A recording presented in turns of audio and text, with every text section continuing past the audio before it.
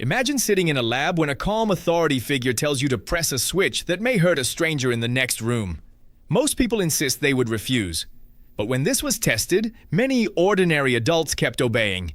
Not monsters, not fanatics, regular people. That is the disturbing puzzle at the center of obedience.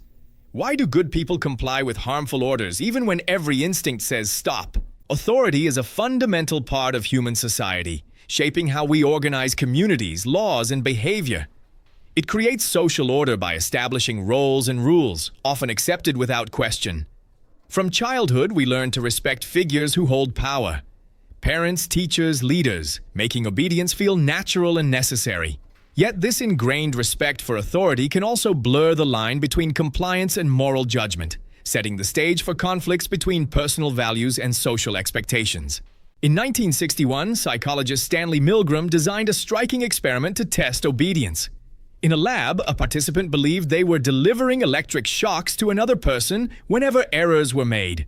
An authoritative experimenter, clad in a lab coat, instructed the participant to continue escalating shock levels. The room was stark and controlled, emphasizing authority's power and the participant's role in a structured setting. Before the experiment begins, we meet the participants, everyday individuals from diverse backgrounds, unaware of the psychological journey ahead.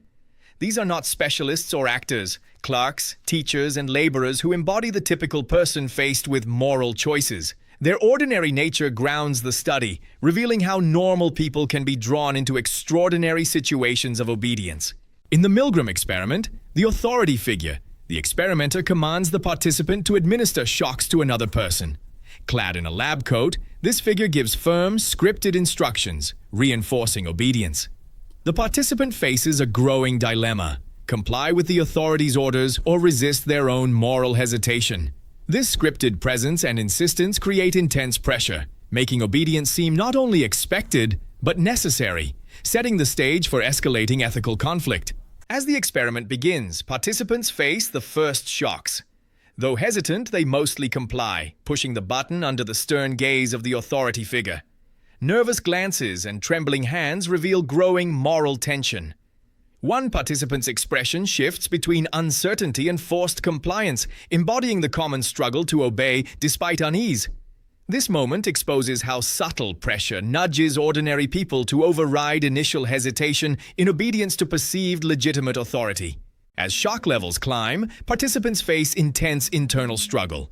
Their hesitation grows, eyes flicker with doubt, as the weight of harm conflicts with the experimenter's commands. Some visibly sweat or bite lips, torn between obedience and conscience. This mounting moral distress sharpens the crisis. Obedience starts to feel like complicity in real pain. Yet authority pressure compels continuation. The room's tense atmosphere reflects their growing turmoil. In Milgram's study, a striking 65% of participants administered the highest shock level, despite visible distress from the learner. This wasn't a few extremists. It was ordinary people, from different backgrounds, complying fully when prompted by authority. These results shattered assumptions about human nature, revealing how deeply obedience runs, even against personal morals. Understanding these obedience rates is key to grasping why good people sometimes do harmful things under pressure. Authority bias means we naturally defer to figures in charge, trusting their knowledge and decisions more than our own. This psychological shortcut simplifies complex choices, making obedience a default. But in Milgram's experiment, this bias pushed people to override their own moral doubts, obeying instructions even when harming others. Understanding authority bias reveals how ordinary people comply under pressure, highlighting the dangerous power of perceived legitimacy over personal judgment. The Milgram experiment's setting was no accident. The institutional environment's sterile rooms, official-looking equipment, and the experimenter's formal lab coat significantly amplified the perceived legitimacy of orders. These visual cues triggered automatic respect for authority in participants, making them more likely to comply. Uniforms and official settings symbolize power and credibility, subtly compelling obedience even when moral doubts arise, showing how context can override personal judgment. Even as participants hesitated or showed visible discomfort, many found ways to justify their actions. They told themselves the experiment required it, or that responsibility lay with the authority figure, not themselves. This mental balancing act eased their ethical tensions, allowing them to continue despite inner doubts. Such rationalizations reveal how morality can be compromised subtly under pressure from perceived legitimate authority. After the experiment ended, many participants displayed visible tension and discomfort. Some struggled to reconcile their actions with their personal morals, expressing regret and surprise at their own compliance. This emotional fallout revealed the deep psychological conflict authority can provoke, highlighting how obedience often clashes with conscience, leaving lasting unease and critical self-reflection. While Milgram's experiment uncovered deep truths about obedience, it faced notable criticism. Ethical concerns arose over participant distress caused by perceived harm to others. Methodological critiques pointed to artificial conditions and potential experimenter influence on results. These debates highlight the complexity of studying obedience, balancing revealing human nature and ensuring participant well-being. Yet, despite criticisms, Milgram's findings remain foundational in understanding authority's powerful grip. The Milgram experiment's chilling results extend far beyond the lab, revealing a core human tendency to defer to authority figures. In institutions, from workplaces to governments, this obedience ensures order but can also enable harmful acts. Ordinary people, caught between moral values and social pressure, often comply to avoid conflict or punishment. Understanding this helps explain how systemic wrongdoing persists and why vigilance against blind obedience remains vital in society. Every day, subtle cues signal authority uniforms, badges, official settings that shape our decisions without us noticing. An ordinary person hesitates as an official-looking figure requests compliance, showing internal conflict.